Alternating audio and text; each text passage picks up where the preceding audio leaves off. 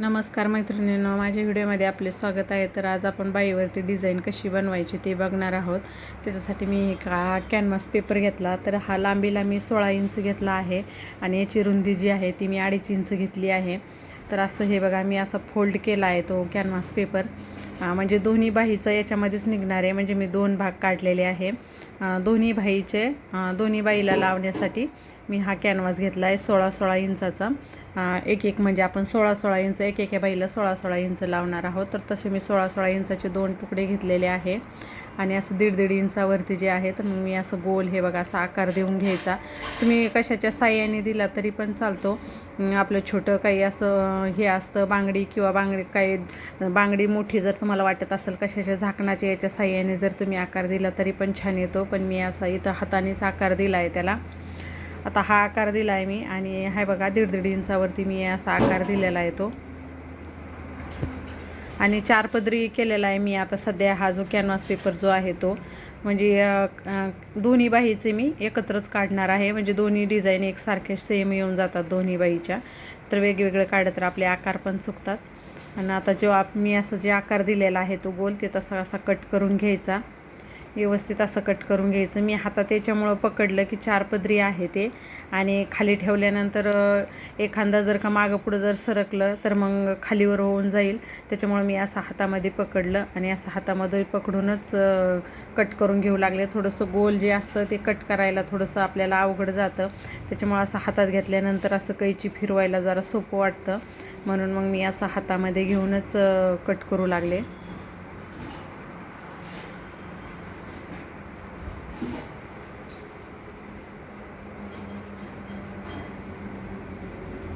जसं आपण जे चॉकनं जे आखवलेलं आहे त्याच्यावरतूनच असं गोल जसं आपण आखवलं तसं कट करून घ्यायचं.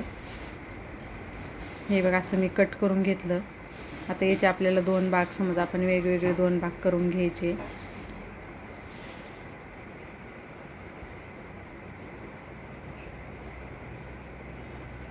आता 2 बाईसाठी हे 2 भाग आपले झालेले आहेत तयार. तर याला मी काय करणार आहे म्हणजे पट्टी वगैरे लावणार नाही. डायरेक्ट मी याला कॅनव्हास पेपर जो आहे तो मी अस्तरवरच चिपकवणार आहे. मी जी बाई कट केलेली आहे तर हे बघा ही अस्तरची बाई कट केलेली आहे. तर मग मी याच्यावरतीच असं याला असं प्रेसनं असं चिटकून घेणार आहे.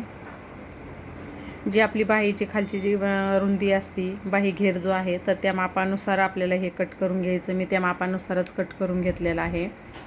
हे बघा आता मी कॅनव्हास पेपर जो आहे तो पण असा प्रेस करून असा चिटकून घेतला आहे त्याला. आणि आता जे आपलं म्हणजे जे आपलं ब्लाऊज पीसचं जे मेन आहे जो कपडा त्याच्यावरती आता हे अस्तर ठेवायचं. बघा त्याच्यावरती असं अस्तर ठेवायचं हे आणि वरतून आता आपण याला असं शिवून घेणार आहोत. वरतून टिपा अशा तसं गोल गोल शिवायचं आहे. त्याच्यामुळं काय होतं आपल्याला तसं गोल शिवायला पण बाई पण सराकल्या गेली नाही पाहिजे. कारण की बाई आपण पूर्ण जॉईंट केलेली नाही आणि जॉईंट जर केली तर मग आपल्याला काय होतं आतून दुसरी पट्टी लावावी लागते. तर आपल्याला त्या पट्टी लावायची गरज नाही. अस्तरलाच तुम्ही असं चिटकू शकता कॅनव्हास. तर त्याच्यासाठी मी काय केलं एक टीप अशी मारून घेतली त्याच्यावरती. कारण की तो कपडा सरकू नये म्हणून. आपण जेव्हा हे शिवून घेऊ सगळं हे तर तेव्हा ती टीप आपल्याला काढून टाकायची आहे. हे बघा जसं आता हे आहे तसं आपल्याला जसे आपण ते आकार काढलेला आहे तसं आपल्याला त्याला शिवत जायचं आहे. व्यवस्थित अशी टीप मारायची. थोडं जरी आपलं हे झालं तर मग लगेच आकार चुकतो. त्याच्यामुळे व्यवस्थित हे करायचं आहे.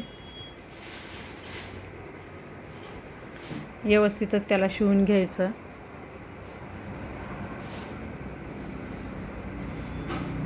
आणि कोणाला कसं बाहीला जास्त डिझाईन पण आवडत नाही आणि अशी थोडीशी नॉर्मल केली ना तर छान पण वाटते. म्हणजे लई डिझाईन पण दिसत नाही. तर ही अशी डिझाईन पण छान वाटते.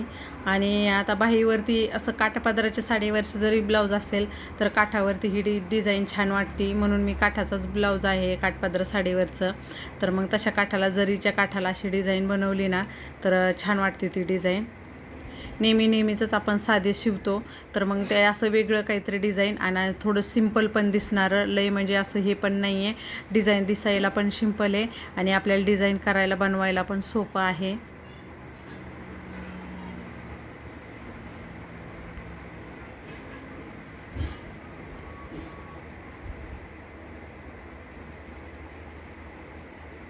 कारण आपण टीप जर नसती मारली तर मग कपडा आपला सरकला गेला असता, खालच्या साईडचा कपडा पण सरकला गेला असता. म्हणून आपण ती टीप मारली, त्याच्यामुळं तो कपडा सरकला जाणार नाही.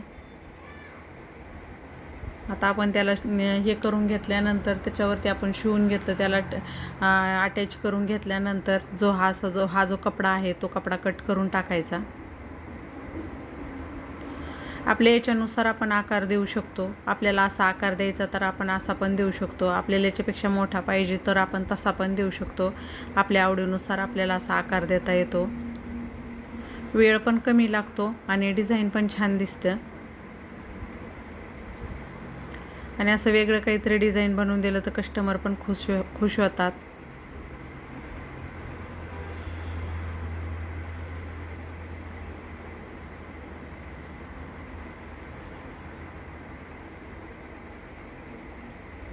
त्याचे टोक व्यवस्थित असे बाहेर निघले पाहिजे. त्याच्यामुळे मी त्याच्यावरती थोडंसं असं कैचीना थोडं असे क्रॉसमध्ये कट मारते, कारण की त्याचे टोक पण आपल्याला बाहेर आले पाहिजे ते व्यवस्थित.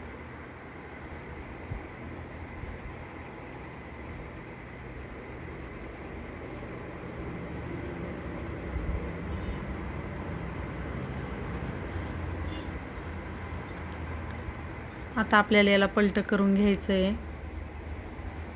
पण आपण इकडून ही मी जी म्हटली होती तुम्हाला एक कपडा सरकू नये म्हणून आपण जी टीप टाकलेली होती, दाब टीप, तर मग ती टीप जी आहे ती आता आपण अशी ती टीप जी आपण मारलेली आहे ती काढून घ्यायची.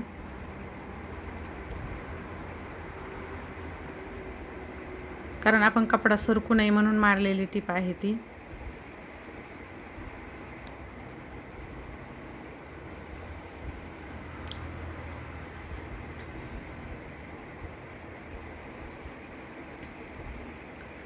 आता ही टीप काढून घेतल्यानंतर व्यवस्थित असं आपण बोटाच्या साहाय्याने असं त्याला पलट करून घ्यायचं आहे.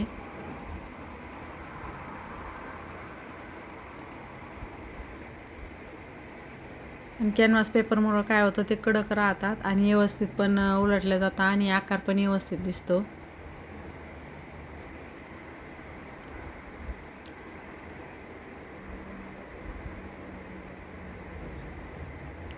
हे बघा, हे असं.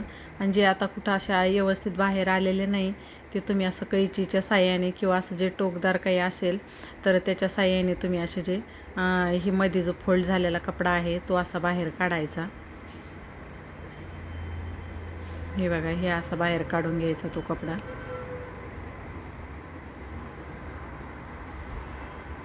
जास्त पण जोर नाही लावायचा, कारण आपण त्याच्यावर टिपटा मारलेली असते तर ती पण अशी टोकदार कशानं आपण जर केलं तर मग ते टिप पण निघण्याची शक्यता असते. त्याच्यामुळं असं हळूवारच हे करायचं त्याला.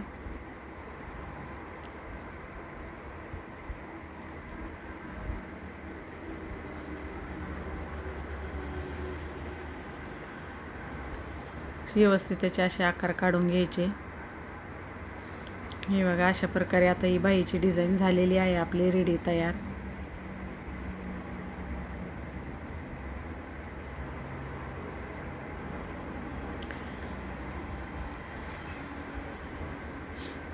तर माझा आजचा व्हिडिओ तुम्हाला कसा वाटला? आता ही बाई तयार झालेली आहे. आता ही ब्लाऊजला जॉईंट करून घ्यायची. तर माझा आजचा व्हिडिओ तुम्हाला कसा वाटला ते मला कमेंटद्वारे कळवा. जर का तुम्ही माझ्या चॅनलवरती नवीन असाल तर माझ्या चॅनलला सबस्क्राईब करा. आणि मी शिकवते ते समजतं का ते पण मला तुम्ही कमेंटद्वारे कळवा.